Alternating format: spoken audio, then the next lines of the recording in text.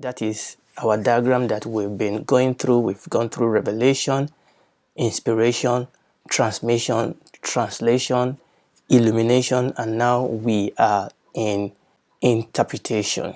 You know, this treasure that God has communicated in this pathway, this power, this glory is in the scripture. So we have that Bible in our hand. It's in your language. God has protected it. Now you have a copy of God's word. But the truth is that this book by itself will not profit you, will not profit me, until we connect with the power, until we connect with the glory, until we connect with the content that is in this word. Okay, we have the Bible, but that is part one. Now the truth is that somebody can starve to death even with food in their house, in their kitchen. Some people can starve to death even with money in their bank. The money is in your bank, but you need to go to the bank. You need to withdraw the money. You need to take that money to buy what you want. And then with food stuff in your house, you need to go to the kitchen and you need to put the raw materials together. You need to cook up a dish and you need to eat it. And that is where we are. You have everything you need here in the scripture. And also remember, and we mentioned it, it's the Holy Spirit that was involved in this process, and it is the same Holy Spirit that will reveal that word to us. The word of God is not just letters. We've mentioned this. We'll talk about truth, and I'm going to mention a couple of things about that in a second. So the word of God is not just letter, it is spirit. Now, for us to be motivated to put the effort that is necessary for us to actually get the best out of the scripture, I've decided to go on to the next stage, which is what we call the doctrine of animation. Hebrews chapter 4 verse 12. For the word of God is alive and active and sharper than any two-edged sword, piercing as far as the division of soul and spirit, of both joint and marrow, and is able to judge the thought and the intent of the word. The word of God is alive. Isaiah chapter 55 verses 8 to 11. For my thoughts are not your thoughts, neither are your ways my ways, says the Lord. For as the heavens are higher than the earth, so are my ways higher than your ways, and my thought higher than my thought. For as the rain cometh down and snow from heaven, and returneth not thither, but watereth the earth, and maketh it to bring forth and bud, that it shall give seed to the sower and bread to the eater. Verse 11, very important. So shall my word be that goeth out of my mouth. It shall not return unto me void, but it shall accomplish that which I please, and it shall prosper in the things whereto I sent it. One of the things you will see straight away there is talking about the word of God being a living thing. And that is what the doctrine of animation. So we are looking at interpretation, okay, looking at how do I study the scripture. But what we are dealing with now is the motivation, the reason for us to really get into it, to put the effort that is necessary into it. And we see that he said the word of God is alive. The word of God that you are dealing with is not just letter. The letter kills. Now we have the letter. Okay, we have the letter, we have the print, we have the paper, but the power, this is the tools, this is the passage, this is the container. Okay, and you remember I've given this example over and over. It's just like if you go to the doctor and they are going to give you an injection. The injection is put into a needle and a syringe, and this is just like the needle, and you cannot get the content without the container. You cannot. The needle and syringe is very important. You cannot get the content, the injection, the drug itself. You cannot get it. The doctor cannot just splash it on you. No, it has to be, there's a tool that has to, carry that content and get it into your body. Okay, but what we need is the content. The content and the transmitter is very, very important. They are related. Okay, we need the flesh and blood, the paper and ink Bible. But understand that it's not for me to put it under my pillow or to grind it and drink it or to make it. It's for me to get connected with it. And the reason why I want to do that is because when you understand that the word is not letter, his spirit, the word of God is alive and is active and is sharp than two-edged sword. And one of the things that you will see consistently, which is what we want to deal with today in the scripture, is the fact that the Bible, God presents to us his word as a living thing. The word of God is alive, is active, it does things. Okay, the word of God is not just anything, it's just not a letter. The word of God is active, it does things. And that is the thing we then see forward in Isaiah chapter 55. God talks about the rain that comes and waters the heart and make it to bring forth fruit. He said, so shall my word be. It shall not return to me, it shall accomplish that which I please. And that was exactly what the angel told Mary. When the angel said, Mary, you are going to get pregnant. And Mary said, how is this going to happen? And Mary said, nothing shall be impossible with God. In the original Greek, it says that no word of God shall be void of power, of the ability to make itself to come to pass. In other words, the word of God is alive, and there is power in every word of God to accomplish what that word is saying. If the Bible says that if the word of salvation comes to you, there is power in that word for salvation. If the word of deliverance comes to you, there is power in that word for deliverance. If the word of holiness, the word of righteousness come to you, there's power in those words to enable you, to allow you, to help you to live a life of holiness and righteousness. So God said, so shall my word be that goeth forth out of my mouth. It shall not return to me void, but it will accomplish that which I please, and it shall prosper in the things wherethough I send it. There is power in the Bible. This doctrine of animation stresses the powerful and life-changing activity of the scripture, that there is power in the word of God that can change life. Unlike other books that you read, you need to understand that the Bible, the word of God, possesses life-changing power. It's not just a good advice. It's not just a book of moral. Like, it has advices. It's a book of moral, but it's much more than that. It's a book of power. Unlike any other book known to man, the Bible possesses a living quality that stems from its divine origin as the unique God-breathed book. Once we understand that this is the bull's eyes, this is where the power is, then we will be able to give the necessary attention, the necessary effort that we need to get what is in the scripture. So this power is manifested in two primary ways. Number one is the power by which God revealed himself. The power of the Bible is seen in the way that God reveal himself. Okay, the power of God to save, the power of God to deliver. So we see that power revealed in the pages of the Bible. In creation, we see the power of God. In his work with the children of Israel, we see the manifestation of the power of God. In the work of salvation and the life of our Lord Jesus Christ, by the power of the Holy Spirit, we see the manifestation of the power of God on the cross, in his death, burial, and resurrection. And as the church began to grow, we see the manifestation of who God is and his power. And the second way that this power is manifested is in the life. Oh, praise the Lord. Oh, hallelujah. We see life change. We see whole city changes. We see whole nature changes. We see family change because of the power. That, listen, that Christianity is not just a do's and don'ts and religious thing. You know, Christianity is life.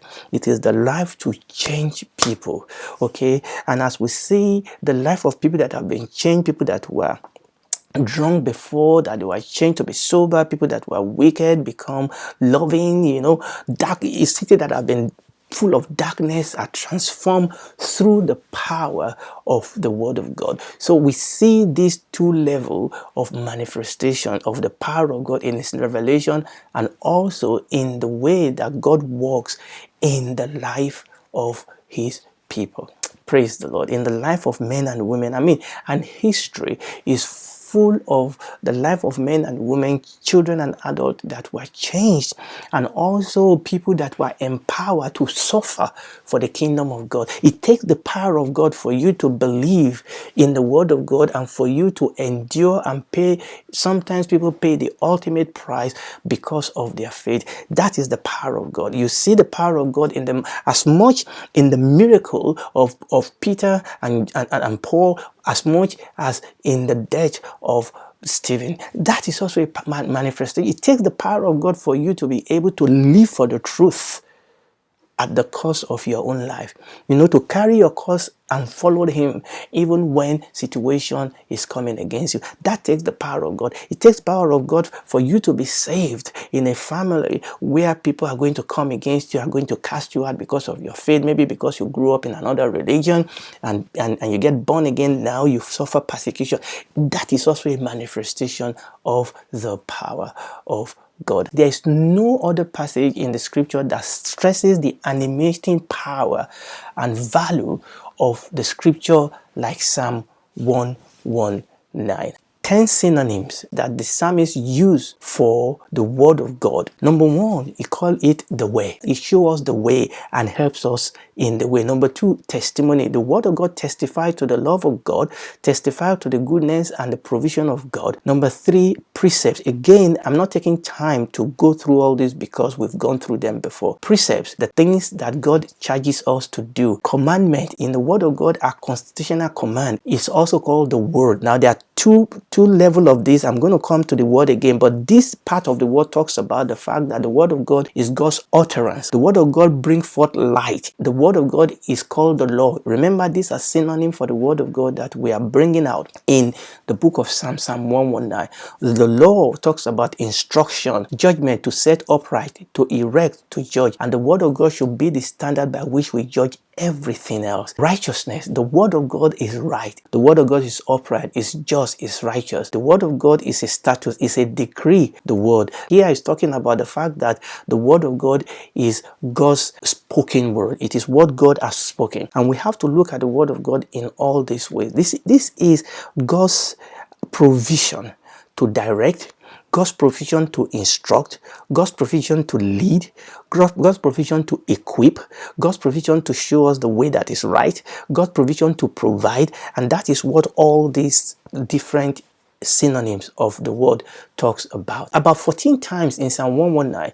Psalm 119 tells us that we need to live our life according to the word of God, because that is where God's provision is for our life. So I'm going to rush through these 14 verses from Psalm 119. Verse 9 says, "How can a man keep his way pure? By guiding it according to your word." I want you to be looking at that word, according to your word. How will you live a life of righteousness and holiness, especially in the environment in which we live, when we are surrounded by corruption? By taking heed according to his word. Number two, he said, "My soul clings to the dust. Give me life according to your word." When situations are tough, we are passing through the valley of shadow of death, go to the word. There's life in God's word. Now let's move on. Let's move on to number three. "My soul made a way for sorrow. Strengthen me according to your word." Do you need strength? Do you need life? It must come according to the word of God. Now let's move on quickly. "You have dealt well with your servant, O Lord, according to your word." This is the way God deals with us. It's not according to our emotion. The way God deals with us is according to his word. "Let your steadfast love comfort me according to your promise to your servant." In the word of God, we see God's steadfast, loving promises. And as we get into it, he said, "Let your steadfast love," we receive comfort. We receive reassurance as we study the word of God. "The insolent have dug pit for me. They do not live according to your law." If you are facing a situation that is not in accordance to that which is written, know that it is not the word of God. Now we can face challenges, we can face tribulation for the reason of the name of God. But if you are facing things that are not in accordance to the will of God, then you know that you can take the word of God and come against it. I am severely afflicted. Give me life, O Lord, according to your word. I think we've mentioned that in previous one.